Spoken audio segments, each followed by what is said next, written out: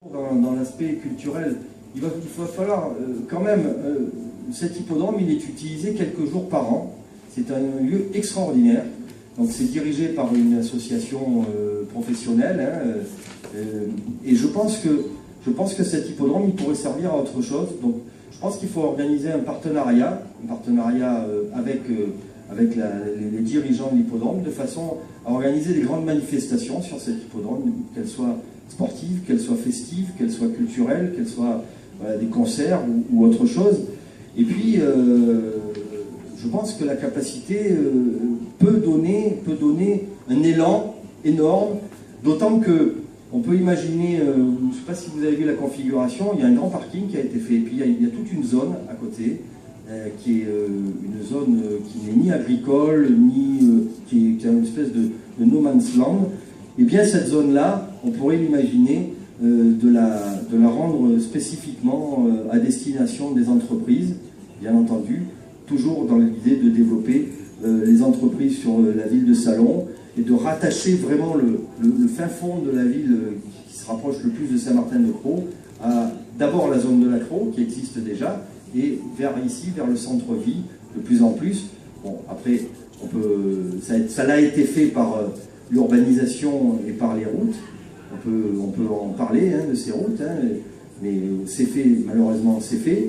donc c'est comme ça. Voilà quelques grandes visions, quel aspect sur ce quartier de Bel-Air, qui est un quartier très enraciné, où tous les ans, il y a la grande fête au 1er mai qui dure une semaine, etc. C'est un quartier qui garde son identité profonde, c'est un village dans la ville, Bel-Air, d'une certaine façon, un peu comme les villages marseillais existent. C'est un petit peu cette profondeur qui existe toujours ici. Et bon, on a beaucoup de plaisir à y venir régulièrement d'ailleurs. Et puis voilà. Et puis pour finir, j'allais dire que pour clore le fait que Bel-Air est un village à part peut-être, mais qui est vraiment rattaché au centre de la ville et à la ville de Salon, et je pense qu'il faut quand même multiplier les transports en commun, multiplier les fréquences de transport, parce que je peux vous assurer qu'aujourd'hui, eh bien, elles sont un peu limitées pour celles et ceux qui veulent aller au centre-ville, qui veulent se déplacer. Et donc, multiplier, alors ça c'est à étudier, bien sûr, je ne suis pas technicien, mais en tout cas, c'est l'idée vraiment de faire créer du lien entre cette zone qui n'est pas qu'agricole, il y a des tas de gens qui vivent ici, qui sont urbanisés, qui ont un travail à l'extérieur, qui s'en vont à Marseille, à Aix, etc. Je parle essentiellement de Bel-Air Sud, et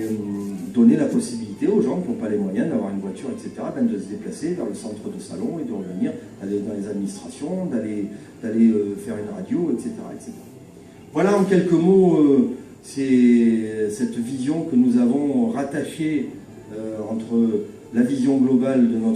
des grandes lignes de notre programme et la vision spécifique du quartier de Bel-Air et les quelques informations que nous avons glanées ici et là lorsque nous avons fait le porte-à-porte, enfin, qui était